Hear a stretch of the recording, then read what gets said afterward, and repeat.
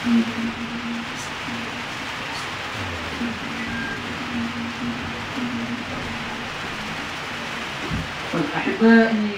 الكرام،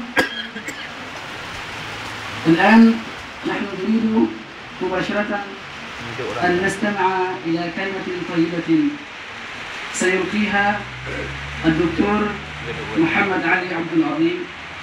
وطبعا هذه الكلمة نعتبرها كلمة فيها يعني حماسة وفيها بركة.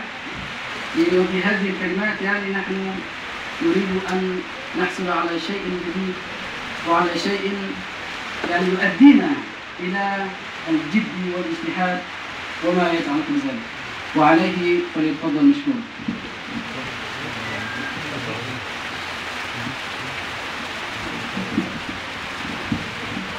السلام عليكم ورحمة الله وبركاته. إن الحمد لله نحمده ونستعينه ونستهديه ونسترضيه ونستغفره، ونعوذ بالله العظيم من شرور أنفسنا وسيئات أعمالنا.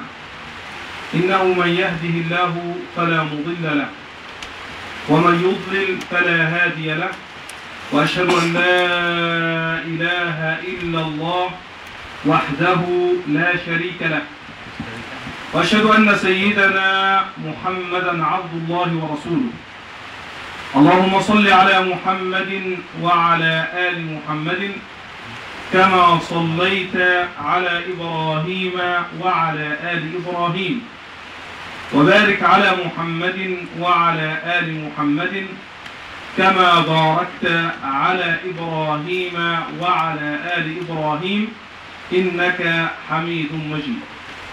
أما بعد، أيها الشباب الطاهر النقي، شباب الإسلام، هذه النبتات الإسلامية الصالحة التي يرعاها ويقوم عليها أناس شرفاء مخلصون يبغون خدمة دينهم.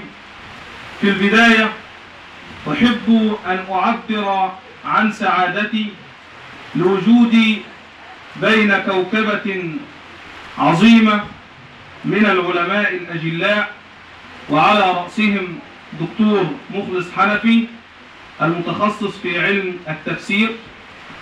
كما أعرب عن سعادتي مع كوكبة من الأساتذة الأجلاء المسؤولين عن هذا المعهد المبارك. ثم سعادتي أيضا بوجودي مع إخوان لي وأبناء لي في هذا المعهد المبارك، وجئنا جميعا لنتعلم أحكام الإسلام وتعاليم الإسلام، ونعرف شيئا عما جاء عن ربنا وعن سنة نبينا محمد صلى الله عليه وسلم عليه الصلاة والسلام. أيها الشباب، أنتم يعني من قال فيكم رسول الله صلى الله عليه وسلم: خيركم من تعلم القرآن وعلمه. فأنتم في هذا المكان تبدأون فتتعلمون كتاب الله، ثم تتعلمون بعد ذلك سنة رسول الله صلى الله عليه وسلم. وهنيئا لكم بهذا التعلم. عندما تتعلمون كتاب الله سبحانه وتعالى فهذا شرف عظيم، شرف عظيم لكم وأنتم تقرؤون كتاب الله، وشرف عظيم أيضا لمن يعلمونكم كتاب الله سبحانه وتعالى، لأن النبي صلى الله عليه وسلم جعل هذا الفضل وهذا الشرف العظيم لمن يعلم القرآن الكريم ولمن يتعلم القرآن الكريم، فقال صلى الله عليه وسلم: خيركم من تعلم القرآن وعلمه. وقال عليه الصلاة والسلام: من قرأ حرفا من كتاب الله جل وعلا كان له بكل حرف يقرأه حسنة، والحسنة ب10 أمثالها. لا أقول ألف لام ميم حرف، ولكن ألف حرف ولام حرف وميم حرف، أو كما قال صلى الله عليه وسلم. أيها الشباب، إن النبي صلى الله عليه وسلم أرشدنا إلى أن نسير على النهج الصحيح، وأن نتعلم ديننا تعلما صحيحا. وأرشدنا رسول الله صلى الله عليه وسلم إلى أن نكون أقوياء في حياتنا الدينية وفي حياتنا الدنيوية، فقال صلى الله عليه وسلم: المؤمن القوي خير وأحب إلى الله تبارك وتعالى من المؤمن الضعيف. اسمعوا معي بعد أن تصلوا على النبي صلى الله عليه وسلم: المؤمن القوي خير وأحب إلى الله جل وعلا من المؤمن الضعيف.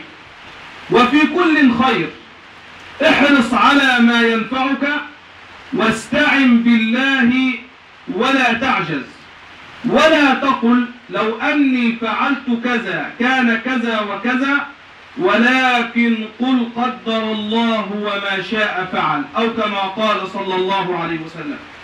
النبي صلى الله عليه وسلم يعلمنا من خلال هذا الحديث إلى أن نكون أقوياء، وأن نكون مجتهدين في دراستنا وفي تعلمنا، فنحفظ كتاب الله سبحانه وتعالى، ونحفظ أحاديث رسول الله صلى الله عليه وسلم، ونجد ونجتهد، ونعلم أننا بذلك نحوز ثوابا ونحوز شرفا عظيما عند الله سبحانه وتعالى. هذا الشرف ينفعنا في دنيانا، ويكون لنا بسببه الجنة عند الله سبحانه وتعالى. ويعود هذا الفضل أيضا على من يعلموننا، ويعود على آبائنا وأمهاتنا، لأنهم دفعوا بنا لكي نتعلم دين الله، ونتعلم كتاب الله، ونتعلم سنة رسول الله صلى الله عليه وسلم. وفي هذا المقام يحضرني قول رسول الله صلى الله عليه وسلم: طلب العلم فريضة، أي أن طلب العلم فريضة مثلها كمثل الصلاة على كل مسلم. وقال العلماء: ويدخل فيه أيضا المسلمة. وطلب العلم كما يستفاد من الحديث فريضة على كل مسلم ذكر، ويدخل فيه ضمنا أيضا المسلمة أي البنت أو الأنثى، فإن طلب العلم فريضة أيضا عليها.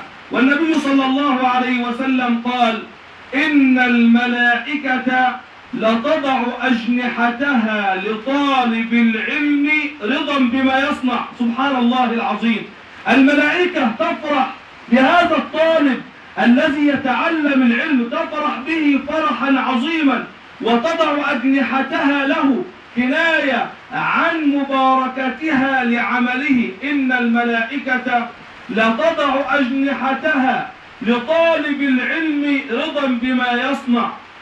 وفي هذا الحديث يقول النبي صلى الله عليه وسلم: إن العلماء ورثة الأنبياء. العلماء الذين يتعلمون علم الدين ويفيدون به الناس، ويتعلمون أيضا العلم الدنيوي النافع، فكأنهم يقومون مقام أنبياء الله عليهم الصلاة والسلام. إن العلماء ورثة الأنبياء، وإن الأنبياء لم يورثوا درهما ولا دينارا، وإنما ورثوا العلم، فمن أخذه أخذ بحظ وافر.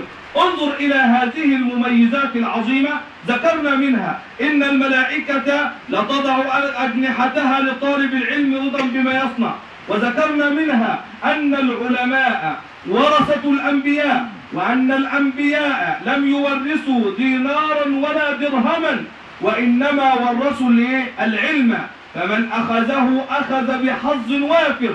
ويعلمنا أيضا رسول الله صلى الله عليه وسلم أن فضل العالم الذي يتعلم العلم ويعرف أحكام دينه، أن فضل العالم على العابد كفضل النبي صلى الله عليه وسلم على أدنى الصحابة.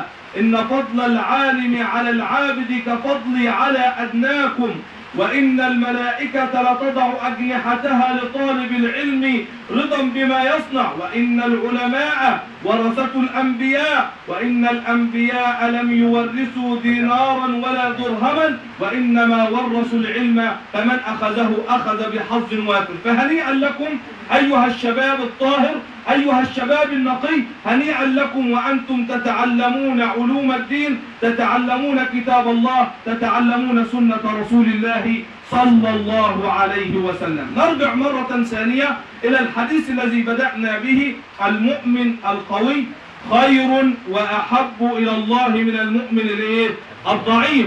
ما معنى هذا؟ أنك عندما تقبل على تعلم العلم تستمع جيدا إلى المدرس، إلى المعلم وهو يعلمك، تستمع منه المعلومة، ويكون عندك شغف وعندك نهم في تحصيل العلم، ثم بعد ذلك تحفظ وتفهم ما سمعته حتى تفيد نفسك وتفيد غيرك. المؤمن القوي خير وأحب إلى الله من المؤمن الضعيف، وفي كل خير، لأن الضعيف أيضا مؤمن ففيه خير. احرص على ما ينفعك، أي ذاكر واجتهد وجد، ويعني افعل ما عندك من الأسباب، احرص على ما ينفعك، واستعن بمن؟ واستعن بالله. استعن بمن؟ بالله. وعلى الله فليتوكل من؟ فليتوكل المؤمنون. وعلى الله فليتوكل المؤمنون. لماذا نستعن بالله؟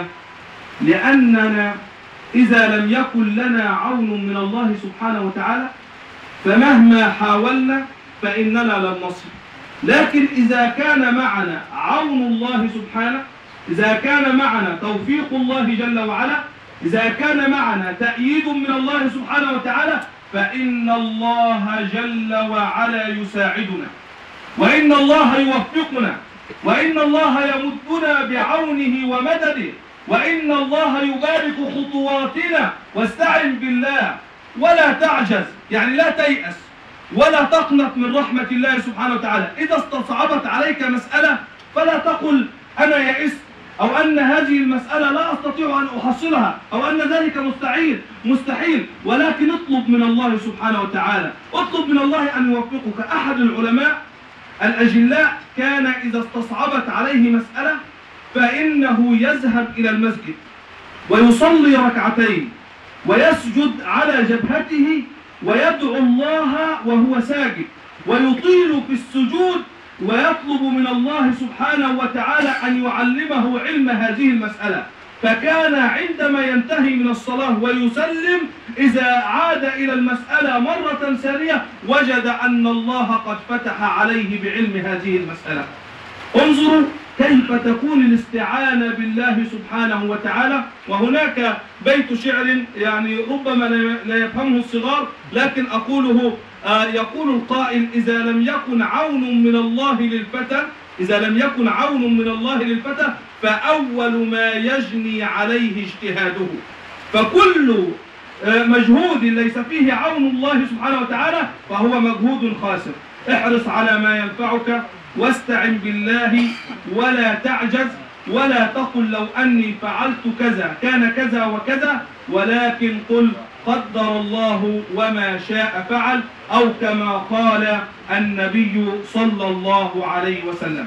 يا شباب الإسلام، أنا أوصي نفسي وإياكم بتقوى الله سبحانه وتعالى، وأوصي نفسي وإياكم بالمحافظة على حفظ وفهم كتاب الله جل وعلا، وأوصي نفسي وإياكم بمدارسة سنة النبي صلى الله عليه وسلم، كما أوصيكم أيضا بالمواظبة على الصلوات، المواظبة على الصلاة في أوقاتها.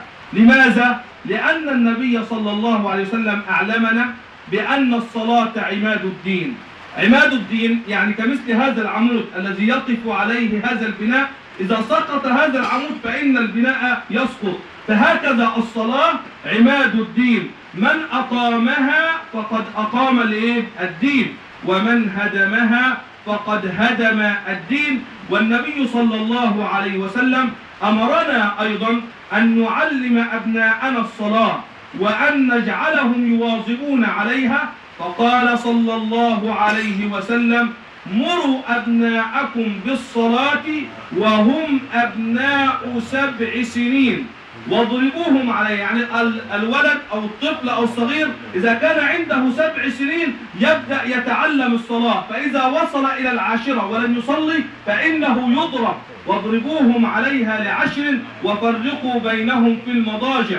وعندما نرجع أيضا إلى أصحاب النبي صلى الله عليه وسلم نجد أنهم كانوا يعودون أبناءهم على تعاليم الإسلام، على الصلاة وعلى أحكام الإسلام كلها، حتى الصيام.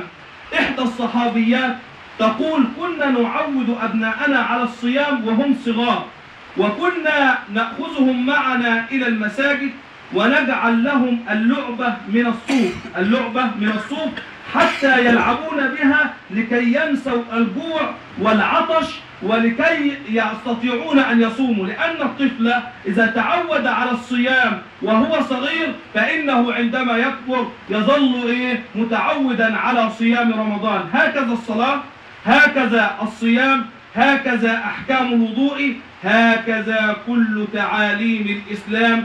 وأنا أستبشر خيرا بهذه الوجوه النيرة، هذه الوجوه المضيئة، وآمل إن شاء الله أن نرى منهم في المستقبل القريب أناسا أتقياء، أناسا مخلصين يحملون راية الإسلام. آمين آمين آمين. نرى منهم جنودا مخلصين أتقياء أوفياء علماء يحملون، آمين يا رب العالمين، يحملون راية الإسلام في إندونيسيا هنا، وينشرون تعاليم الإسلام في كل بقعة من بقاع هذا البلد الطيب الطاهر الذي هو يمثل أكبر نسبة مسلمين على مستوى العالم. دولة إندونيسيا من أكبر الدول الإسلامية على مستوى العالم من حيث تعداد السكان، أكثر من 230 مليون مسلم في هذا البلد. وهذا البلد دخله الإسلام عن طريق التجار المسلمون الذين قدموا وتعاملوا مع أهل هذا البلد الطيب، فدخل الإسلام وانتشر بين أهلهم، ورأينا منهم محافظة على الصلوات في أوقاتها. فإن شاء الله تحملون راية الإسلام في هذا البلد الطيب إن شاء الله، آمين، وتحملون راية الإسلام في كل بقاع الدنيا. والله سبحانه وتعالى يوفقكم إلى ما فيه الخير والصواب، ويوفق معلميكم إلى ما فيه الخير والصواب، ويجعل هذا المعهد الطيب المبارك بقعة إشعاع لتعاليم الإسلام في كل بقاع الأرض. جزاكم الله خيرا على حسن الاستماع، وتقبل الله منا ومنكم. وفي الختام أكرر سعادتي مرة أخرى بوجودي بينكم، وآمل أن يتقبل الله منا ومنكم صالح الأعمال، وأن يوفقنا وإياكم لما يحب ويرضى. والسلام عليكم ورحمة الله وبركاته. وعليكم السلام.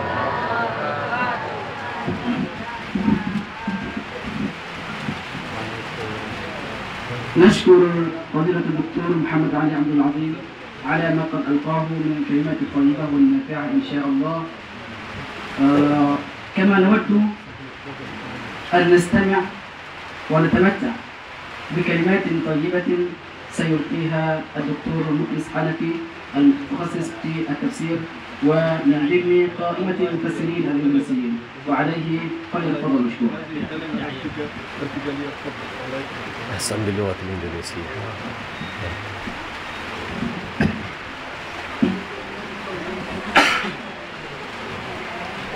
بسم الله الرحمن الرحيم. السلام عليكم ورحمة الله وبركاته. الحمد لله والصلاة والسلام على رسول الله وعلى آله وأصحابه ومن والاه، أما بعد. الأساتذة الفضلاء الدكتور محمد علي عبد العظيم، الأخ العزيز الأستاذ محمد عارفين، إخوتي الفضلاء وأخواتي الفضليات، يسعدني في هذه الليلة أن أكون بينكم في هذا المكان المبارك لأتحدث ولنجتمع سويا في مجلس من مجالس العلم. في الحقيقة لا داعي للكلام ولا يلزم أن أتحدث بعد أن نستمع للحديث الممتع والطيب الذي ألقاه الدكتور محمد علي عبد العظيم. فأعتقد أن إخواتي الفضلاء وأخواتي الفضليات من الطلبة والطالبات يفهمون هذا الكلام فهما جيدا. هل تفهمون كلامه فهما جيدا؟ كم في المئة تفهمون من هذا الكلام؟ 50%. جميل. أو 20%. كم في المئة تفهمون من هذا الكلام؟ 50%.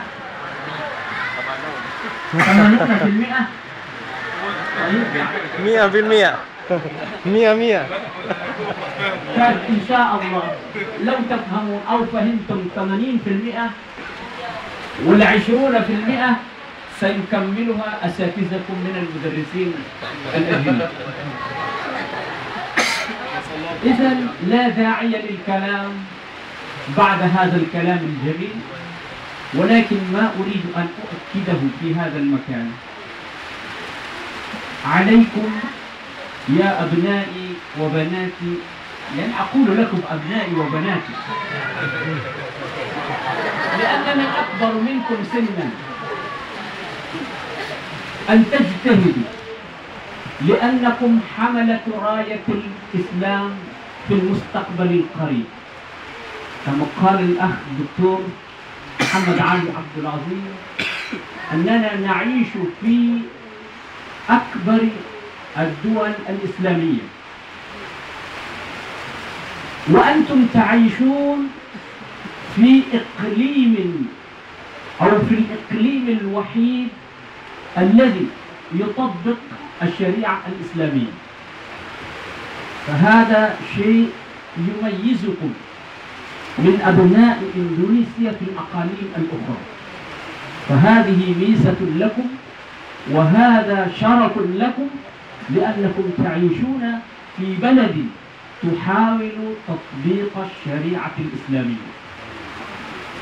فعليكم أن تجتهدوا في التعلم، وأنتم ما زلتم في البداية. فلذلك أنا أريد أن أذكركم بما قال الإمام ابن عطاء الله السكندري في كتابه الحكم. قال: من لم تكن له بداية محرقة لم تكن له نهاية مشرقة. أنتم في البداية، فلا بد أن تجتهدوا في التعلم، فإذا اجتهدتم في البداية فسوف تستمتعون بنهاية مشرقة، ليس فقط نهاية في دنياكم وإنما نهاية في أخراكم. أنا أريد أن أختم كلامي بما قاله الإمام ابن عطاء الله السكندري. وفي النهاية، نيابة عن الرابطة العالمية لخريج الأزهر خارج إندونيسيا، لأننا جئنا إلى هذا البلد أو إلى هذا الإقليم مع مجموعة من أعضاء مجلس إدارة الرابطة العالمية لخريج الأزهر، وأنتم في هذا المعهد محظوظون، لأنكم أخذتم العلم من المدرسين الذين أخذوا العلم من ينابيع أو من منبعها الأزهر والجامعات الأخرى في الدول الإسلامية والعربية، فهذا علم نقي. فخذوا من مدرسيكم ما صفى، لأنهم ينهجون منهج رسول الله صلى الله عليه وسلم. فلذلك مرة أخرى نيابة عن الرابطة العالمية لخريج الأزهر أشكر على هذا اللقاء وعلى هذا الجمع الطيب لنتدارس ونتذاكر سويا عن رسالتنا، عن رسالة الإسلام وعن رسالة الأمة الإسلامية، خاصة لأننا اليوم نواجه تحديات كبيرة، وهذه التحديات ليست داخلية فقط، وإنما نواجه تحديات خارجية. فلذلك أعيد أن أكرر مرة أخرى، وأنتم ما زلتم في البداية، احرصوا على انتهاز الفرصة، احرصوا على التعلم. من لم تكن له بداية محرقة لم تكن له نهاية مشرقة. أكتفي بهذا القدر، وأنا أستأذن للخروج من هذا المجلس، لأنني لقاء مع الإخوة المدرسين في الساعة 8، وسوف يصحبكم في هذا المجلس الدكتور محمد علي عبد العظيم والأخ العزيز أستاذ محمد عريفين، وكذلك المدرسون الآخرون. فأكتفي بهذا القدر، وإلى لقاء آخر إن شاء الله، والسلام عليكم ورحمة الله وبركاته.